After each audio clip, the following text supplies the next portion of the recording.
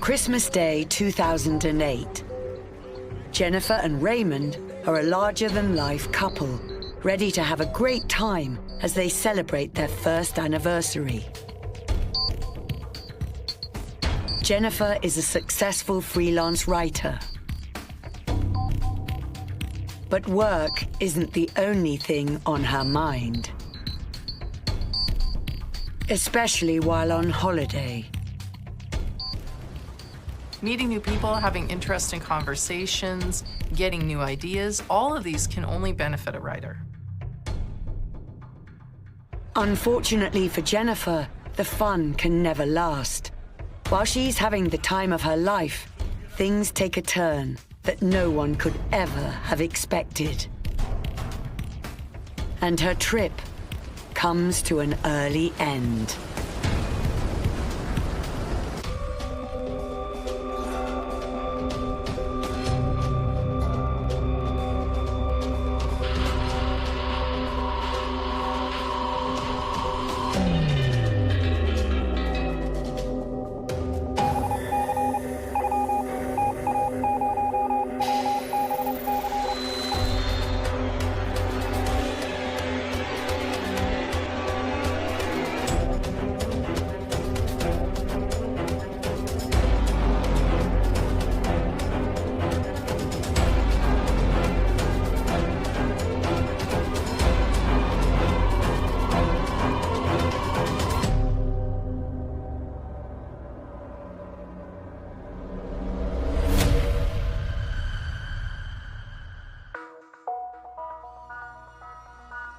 Jennifer was a freelance writer from Florida.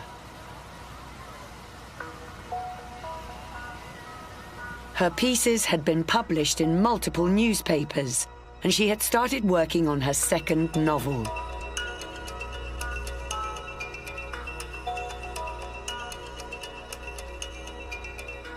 She and Raymond had been happily married for a year.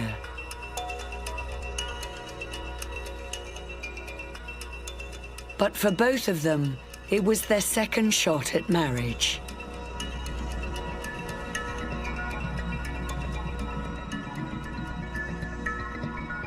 The two met while attending a support group for people going for and recovering from weight loss surgery. When people have gone through a life-changing experience, as lap band surgery can be, it helps to be able to share that experience and the struggles and challenges with a group that has gone through the same thing. That can really, really help, just like as it would with any support group.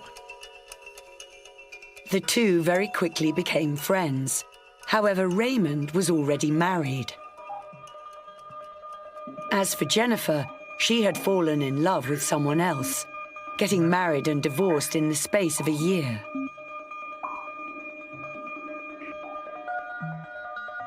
They did, however, eventually get together. Their shared experience in the support group created a bond between the two of them that other people just couldn't compete with.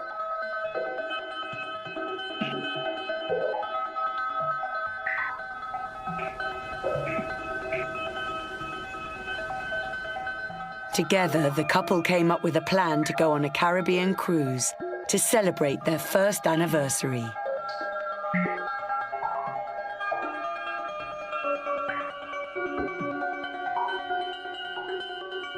But they weren't the only ones going.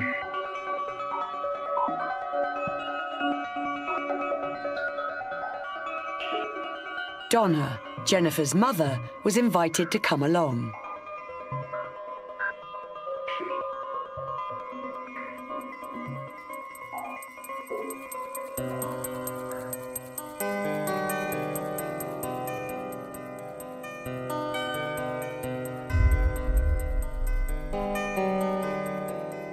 This is a time of celebration. Not only is it the couple's anniversary, but it's also Christmas. And this could explain why they decide to bring Jennifer's mother on the cruise. Sometimes people want to be close to their family over the holidays, and they probably didn't want to leave Donna behind.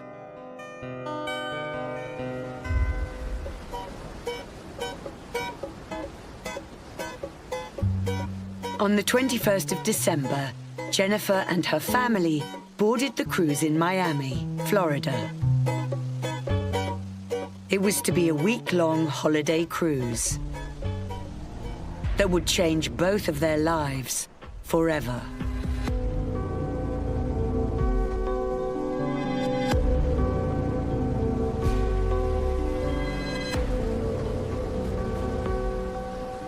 The couple booked a mini suite for themselves. It wasn't the biggest, but it was more than enough to keep them happy.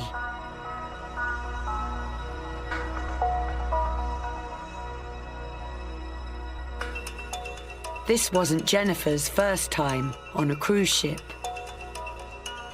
Her first husband, Michael, had proposed to her on a New Year's cruise just as the clock struck midnight and 2005 began.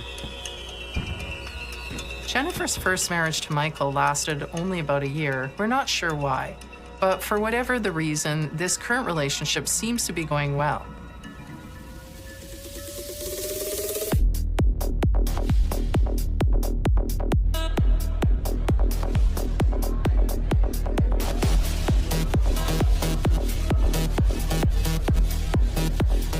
Other passengers on the cruise referred to the couple as adventurous and wild. And they talked about how they were the type of people who really stood out. They were a gregarious pair, always looking for a great time. But even while looking so happy on the surface, Jennifer had her own struggles to deal with. Just a few months prior to the trip, she had a piece she wrote published on a website called All About Cruises. In it, she talked about keeping weight off while still enjoying a cruise. Now Jennifer was faced with putting her own words to the test. When people are asked what they like the most about cruises, you always hear about the food, these sumptuous buffets that go on for miles, how wonderful all the food is. This can be really difficult for someone who's had a lap band surgery.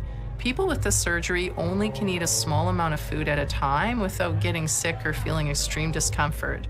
So being surrounded by that much temptation all day long must have been sort of stressful.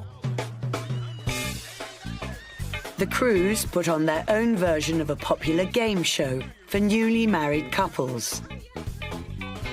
Only this version of the show wasn't just for newlyweds.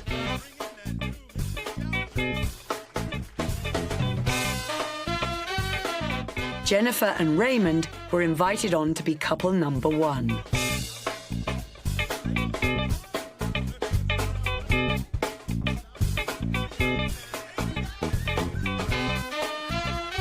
When the host asked Raymond for the weirdest place that he and Jennifer had been intimate,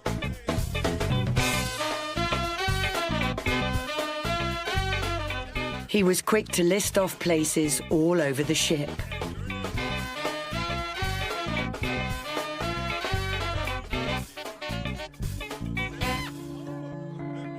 He told the entire audience, "We're cruisers. We do it all over cruise ships."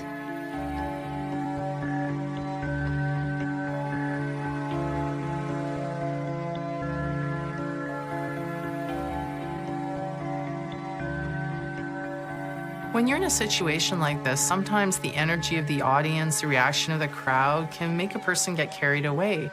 They're so intent on getting the laughs that they forget that they might be embarrassing or humiliating their partner. And that's why these shows have been so successful for so many years. The show was a great success. After it had ended, many passengers recounted how they remembered couple number one for their risque answers. This may not have been the kind of thing that Jennifer wanted to be known for. She could have thought that this was their private business. However, she seems to take it in stride, so perhaps she didn't mind the extra attention.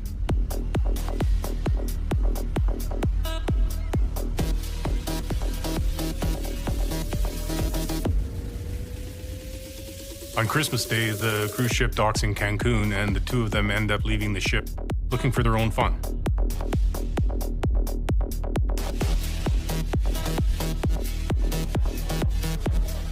Jennifer and Raymond's time in Cancun took them to a local bar. According to one witness, they drank the night away.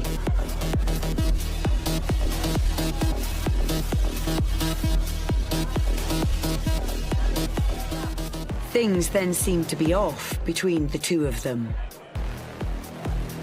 Was it the alcohol or something else?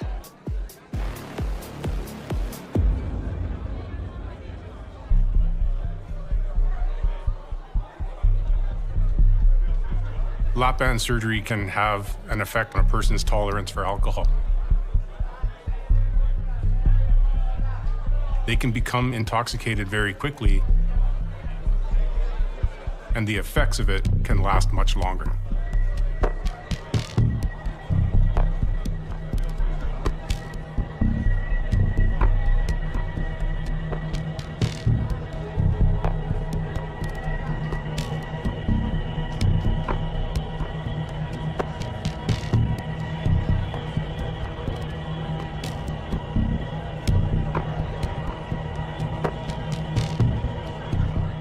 Jennifer wasn't able to keep Raymond from causing a scene at the bar, and everyone noticed.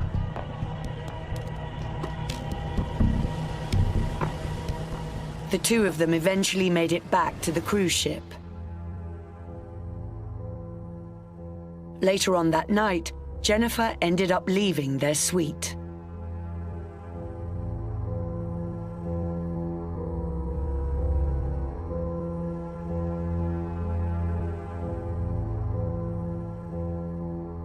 Jennifer had been having trouble sleeping throughout the cruise, so she would often get up at night and take a walk around.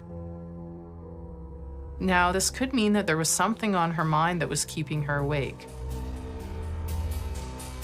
But we have to ask ourselves, what could have been bothering her so much that she couldn't sleep?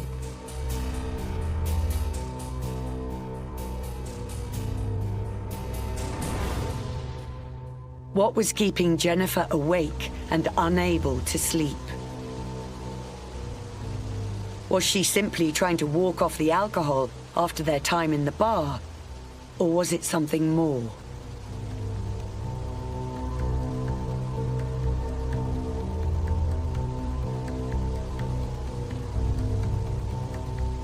Was Jennifer's late-night walk actually leading her to more harm than good?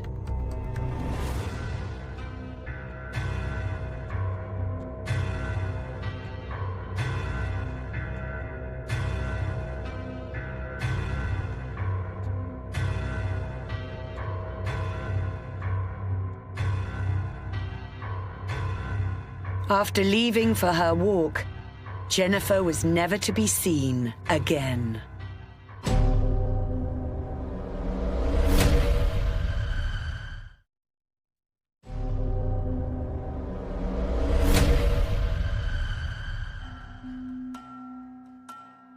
Jennifer and Raymond were a loving couple celebrating their first anniversary on a Caribbean cruise over the Christmas holiday season.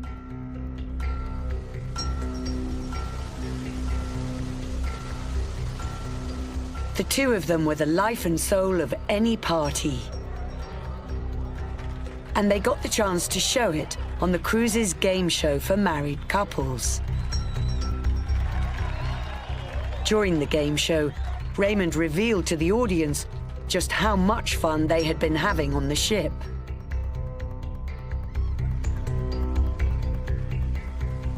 The cruise docked in Cancun for a short time,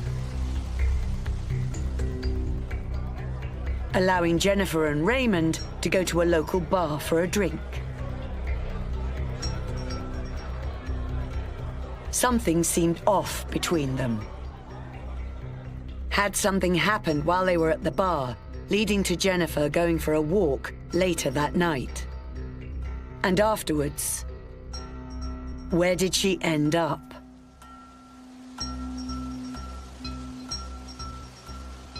Sometime after 2 a.m. on the 26th of December, Raymond woke up to find that Jennifer wasn't in their suite.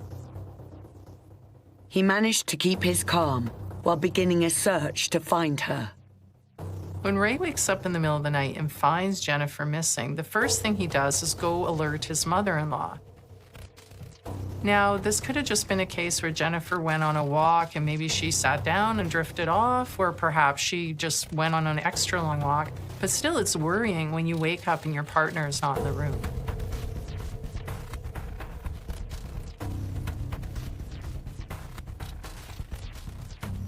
The two searched the ship together, checking everywhere they could think of that Jennifer might have gone to.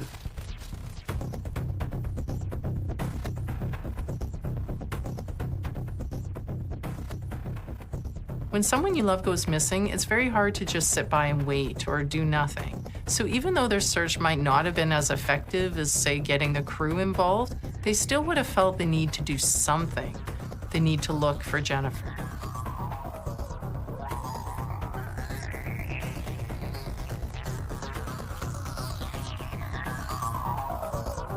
After an hour and a half, Raymond made the decision to report Jennifer's disappearance to the ship's captain.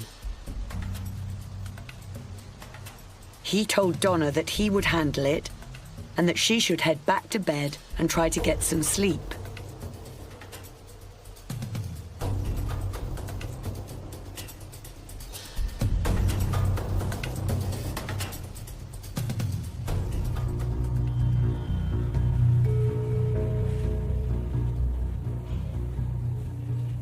Raymond arrived at the captain's office around 4 a.m.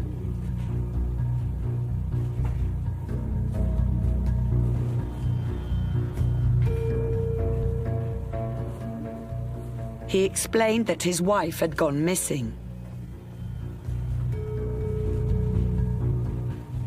No matter how thoroughly a passenger searches a cruise ship, they're just not able to do a proper job because they don't have access to the entire boat. The best course of action, if Jennifer's in trouble, is to notify the captain. The captain's first step was to gather all the information. She questioned Raymond about when he last saw his wife. He described the moment before Jennifer left their suite to go for a walk. She had been having a hard time with something, but he couldn't tell the captain what it might have been. We know that Jennifer was upset when she left that night. What we don't know is what she was upset about. We don't know if this was some kind of internal struggle, something that she was going through, or something that happened between her and Ray when they were in Cancun or even on the ship.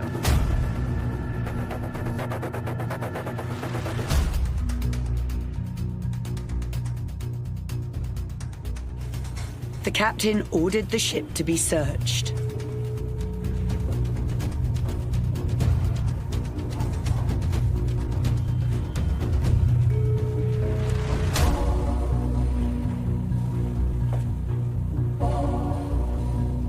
After that, she told Raymond to go back to his suite. He was to stay in his cabin and not speak to any of the other guests aboard the cruise until the matter had been resolved.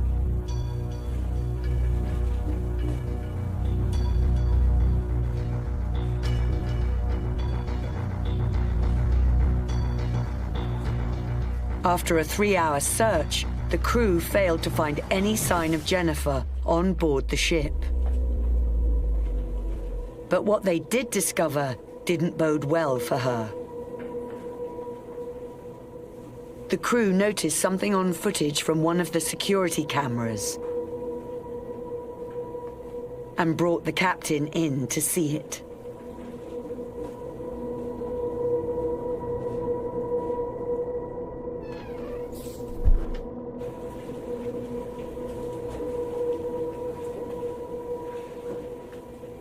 Upon watching the video, the captain ordered her crew to inform the Coast Guard immediately.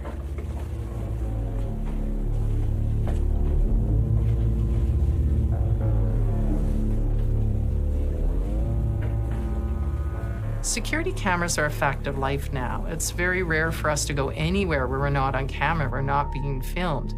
And some of us are a little uncomfortable with that, the whole big brother notion of us always being watched. However, there's no doubt at all that these cameras have been super effective and helpful in solving crimes.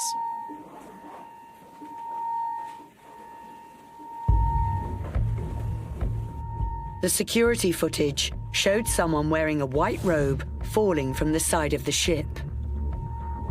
But the camera's location made it impossible to see what led to the fall. Could she have jumped? Was it simply an accident, or was someone else involved?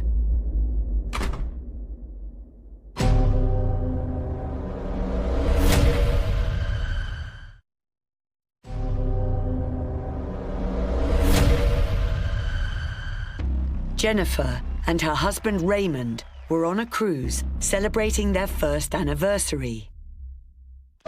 The two of them had big personalities and really made an impression on the other passengers. But tragedy soon found her. When Raymond discovered their bed empty during the middle of the night, he immediately woke his mother-in-law, and the two of them searched the ship to the best of their ability. After their search didn't pan out, Raymond went to the captain to file a missing persons report for Jennifer. Everyone was dreading what the crew's search would find out about her disappearance. The Coast Guard was notified of a person falling overboard. They began their search at first light that morning. The most important time in a missing persons investigation is the time immediately after they go missing. The more time that passes, the less likely they'll turn up. Add to that being on the ocean and the imprecise location of where she went overboard, the window of opportunity to find her is becoming smaller and smaller. Even though no announcement is made about Jennifer going overboard, it's very difficult to keep secrets on a cruise ship. Soon enough, everyone on board seems to know, and the news spreads like wildfire. As soon as the Coast Guard were notified of a person falling overboard, the news networks began to report on the search. Many guests on the cruise heard about an unknown woman falling from the ship simply by watching the news on the televisions in their suites. After their ship-wide fame on the game show, many began to wonder if the unidentified woman could be from couple number one. As a retired state trooper, Jim was especially frustrated by what he perceived as the disregard of protocol in how the cruise officials were dealing with the tragic events. It would be considered common procedure for a captain to notify cruise ship passengers that someone's gone overboard, but that would be at their discretion. This decision could be made to keep passengers' spirits high because it's the holiday season or for any other number of reasons. Whether this decision is the right one remains to be seen. Sometime later, Jim and his wife Suzanne ran into Raymond while on the deck of the ship.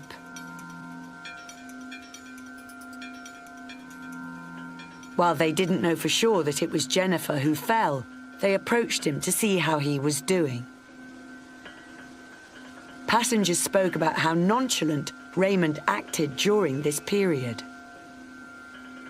And Jim told the press that Raymond was heading into the casino, claiming to try and, quote, change his luck.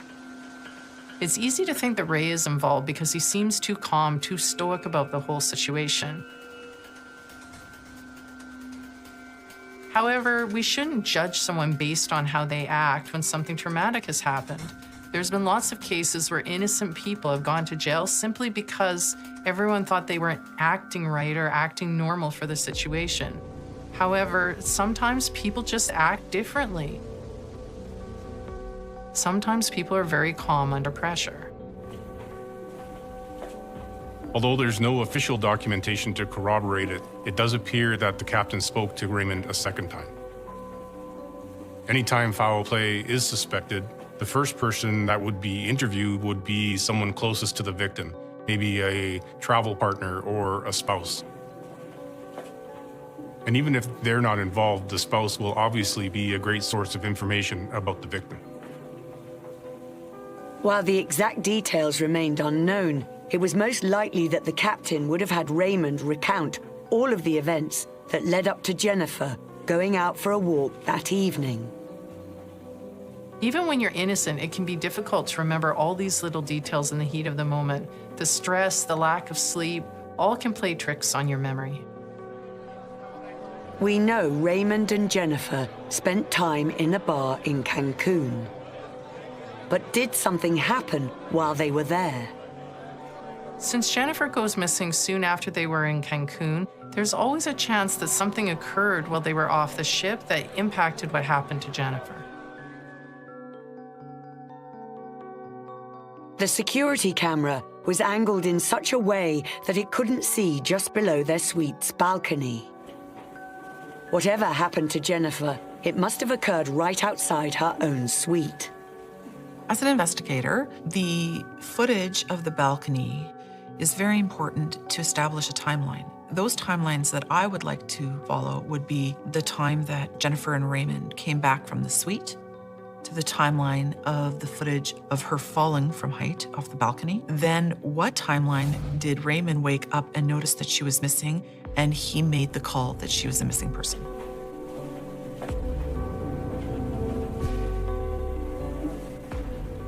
Raymond was never formally detained and was seen around the cruise ship at various times throughout the cruise.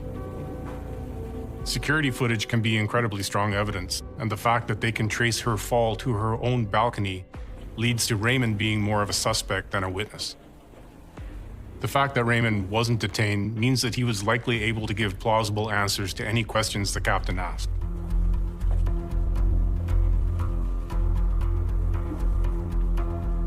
What happened after Jennifer had returned to the suite that night?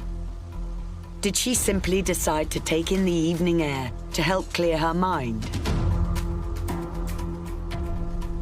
Was it possible she came into the room and straight out onto the balcony without waking Raymond? Was this an accident, something that went horribly wrong? Or was it possible that Jennifer wasn't alone on the balcony? While information of any investigation done by the captain had been kept under wraps, various passengers came forward anonymously online to speak of what they had witnessed during the cruise. One passenger posted on a forum about how they saw Jennifer and Raymond having an argument, and about them leaving the bar 4 hours before she was reported missing. When something horrible like this happens, it's easy to second-guess yourself and remember all those little moments that seem strange to you at the time, but that you just brushed off. It's easy for us to feel guilty about these things and think that maybe we should have done something that could have prevented what happened to Jennifer. According to this account, the passenger spoke to Raymond, who told them that he was drunk and needed to get back to the ship. As the passenger went to leave, they saw even more fighting between the couple. They also claimed that the bar was not their first encounter with the warring couple, and that they'd recognized them from the ship. These kinds of unsubstantiated claims can be very helpful in leading an investigator down a particular path. However, if there's no physical evidence, they can't be taken at face value. Another anonymous passenger claimed to have been in the suite directly below Jennifer and Raymond's. According to them, they could hear the couple screaming at each other around 8 p.m. on Christmas night. Now it's clear that more and more people have stories about this couple fighting, have heard aggression between them. It's always a bad sign when you've had a big fight with someone and then they go missing. Would their argument have gone so far as to drive Raymond to the point of wanting to throw his wife off the balcony? We have to be wary of these witness testimonies and remember it's just one person's perspective and they didn't have the context of what was really going on between the couple.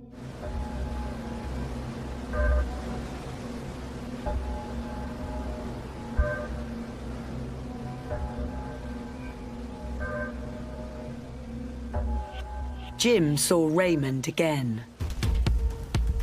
But this time his entire attitude was different. He was tight-lipped while making claims that he was being watched.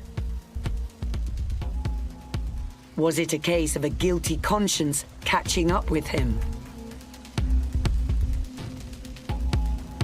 Or did his last meeting with the captain simply scare an innocent man into believing he could be a suspect?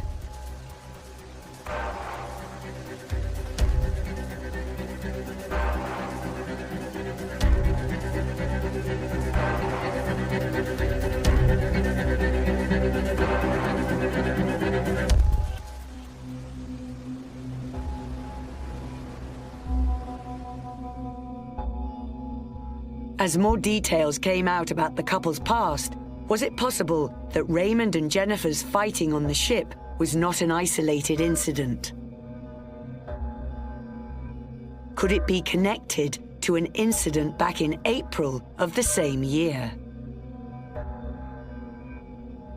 Raymond was arrested on charges of domestic abuse. The charges were ultimately dropped soon after, when Jennifer herself asked the prosecutor not to pursue the case.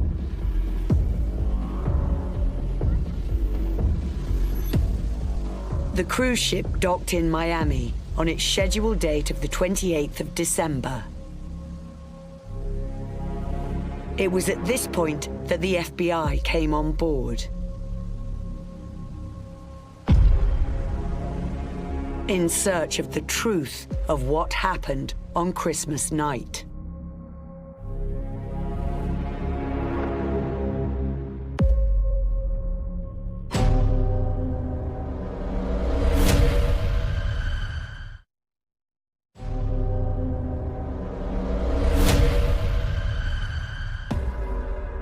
Jennifer was on an anniversary cruise with her husband, Raymond.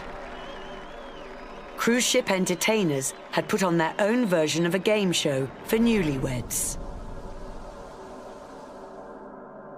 where Raymond admitted to the whole audience just how physical they could be. Though it was possible that the couple may have shared darker moments in the past. The excitement didn't last for long, and about midway through the cruise, Jennifer went missing. When the captain of the ship got involved, security footage of a body falling from the ship was discovered. But the angle of the camera made it impossible to know what could have caused the fall. Was it possible that Raymond had let his anger get the better of him?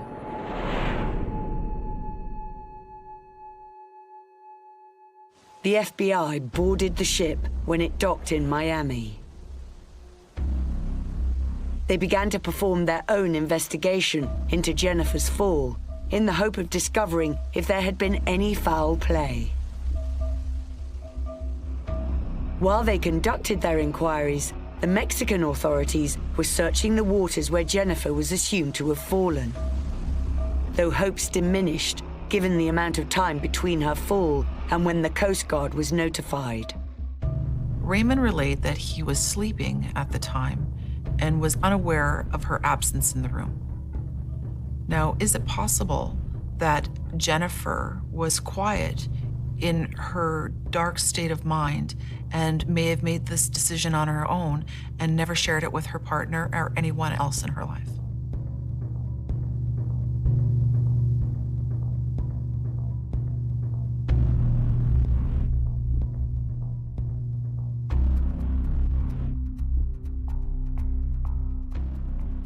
The majority of the FBI's investigation was focused on Jennifer and Raymond's suite. As well as their balcony.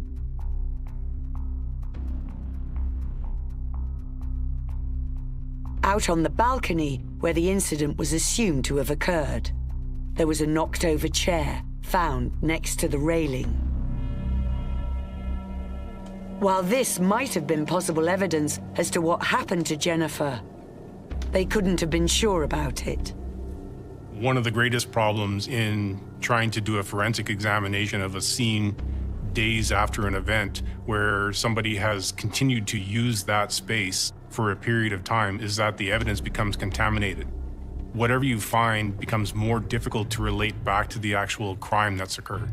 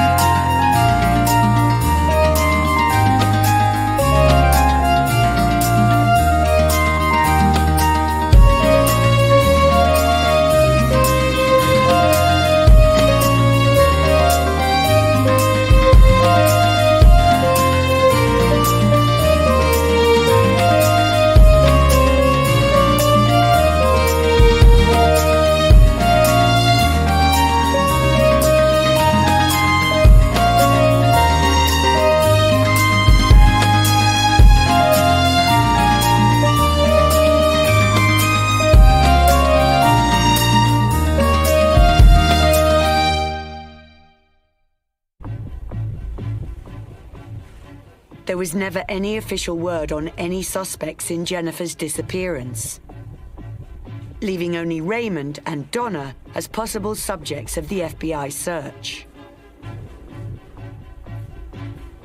Only Raymond and the FBI can say for sure what he told them about the night Jennifer went overboard, or what he might have said about their relationship before that night. Was it possible that he completely shut down and avoided the questions altogether?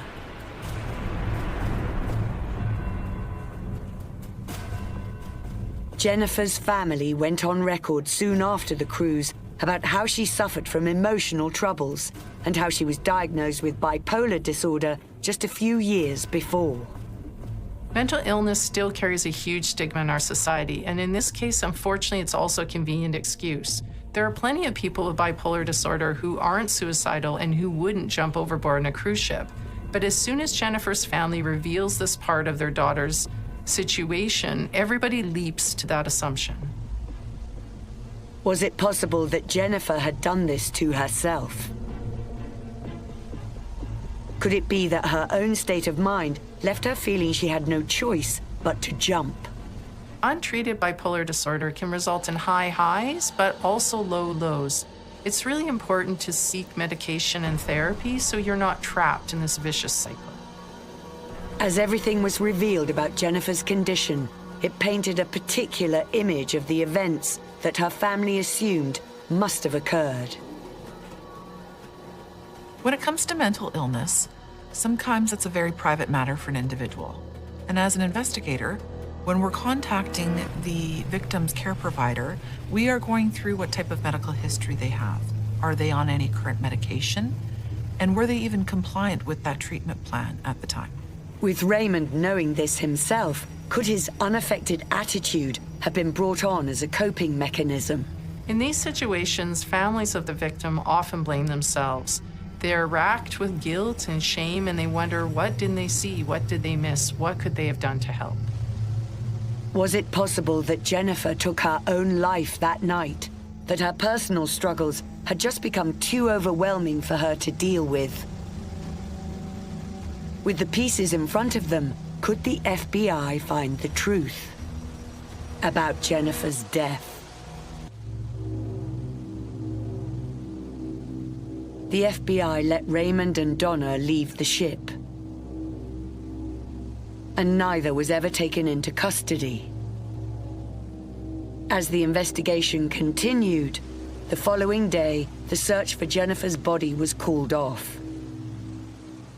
It was decided that the chances she would ever be found were too low. There was never any definitive evidence to exactly what happened on the balcony that night. Jennifer is remembered by her family for all the happiest time she provided them. The FBI's investigation continued over the next 2 years. One of the really difficult things for the family is they're having to live with the guilt that they should have recognized what was happening, that they could have done more, that they should have been able to help.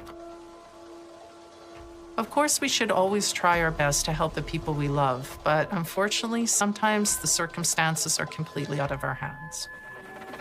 The investigation was closed in December 2010, 2 years after Jennifer's disappearance. The official word is that they found insufficient evidence that any crime had occurred, and that she jumped was the most likely scenario.